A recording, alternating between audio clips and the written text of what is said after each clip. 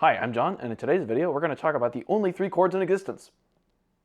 Actually, I'm kidding. What we're actually going to do today is take a little dip into the world of melody harmonization, where we'll learn that there are actually only 3 chords that you need to harmonize any melody: the tonic, subdominant, and dominant chords. In addition, we'll learn the function of each of these chords, and then we'll learn how to harmonize a melody using them. Let's get right to it. First up, like I said, the only 3 chords you need to harmonize any melody are the tonic chord, otherwise known as the 1 chord, the subdominant chord, known as the 4 chord, and the dominant chord, known as the 5 chord. The reason you only need these 3 chords to harmonize any melody is that these 3 chords together contain all the notes of the major scale. If, for example, we take the 1, 4, and 5 chords in C major, which are C major, F major, and G major, we can see that these 3 chords contain all the notes of the C major scale: C, D, E, F, G, A, and B. In addition to this, each of these chords has a specific function in the world of harmony. The tonic is our home chord and gives us a feeling of stability, so we tend to use it at the beginning and the end of a piece to give us a feeling of exit and return.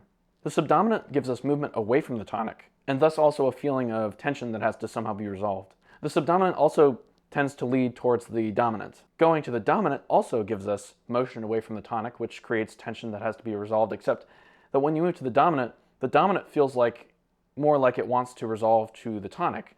And the reason for this is that the dominant chord has the leading tone of the scale in it. So like if we're talking about C major, then the leading tone in that G major chord, the dominant chord, will be a B that strongly wants to lead towards a C. With these 3 chords, we achieve the 3 basic steps of all functional harmony from the common practice era: tonic, predominant, and dominant. Now, if we wanted to flesh out our harmony a bit more, we could use other chords besides the subdominant or along with the subdominant to make the predominant part of functional harmony more interesting, but that's not necessary. In this video, we're going to show how we can make simple harmony using only these 3 chords to serve each of these 3 functions. And before we go any further in this video today, please consider making my channel more dominant on YouTube by hitting the like and subscribe buttons down below. I would be much obliged. So now that we know the functions of the 1, 4, and 5 chords in a key, let's put them to good use harmonizing a melody. First, we'll look at the melody and see which chords could be used to harmonize each of the notes. Then we'll harmonize that melody using only these 3 chords in root position. Then we will reharmonize that same melody using these chords in root position and inversions, and also adding non-harmonic tones to the mix. Let's get harmonizing. So first, let's have a look at our melody, which I made up, by the way. Here's what it sounds like.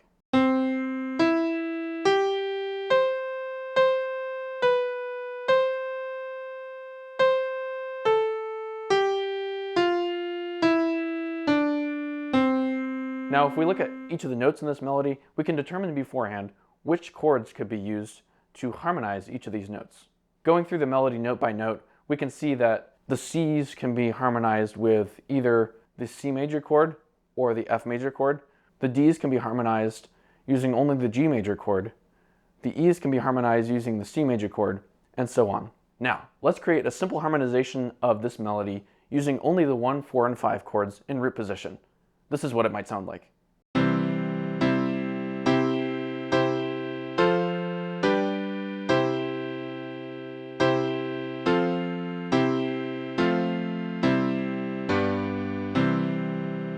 Doesn't sound so bad, does it? Although I would have to say that this harmonization sounds a little clunky with the bass only moving in leaps and never stepwise. This is where chord inversions come in handy. Not only do they allow for more flexibility in our part writing, but they also make it so that we can move our bass line in steps more often, and not just in leaps, to get a smoother result. So let's try again, adding some chord inversions and throwing some passing tones into the mix. This is what it sounds like.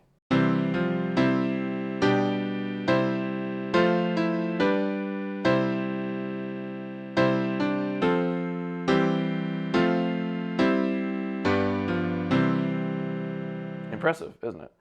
See how much mileage we can get out of just 3 chords? It's really not that hard. And when we use inversions, we get a much nicer bass line. Okay, so now we know how to harmonize a melody using only 3 chords. Those are the only 3 chords you'll ever really need, although composers always like to spice things up, so I'm sure you'll want to do something more elaborate. But if you found this video helpful, please like and subscribe, and I'll see you next time. If I'm still alive. But seriously, please do subscribe.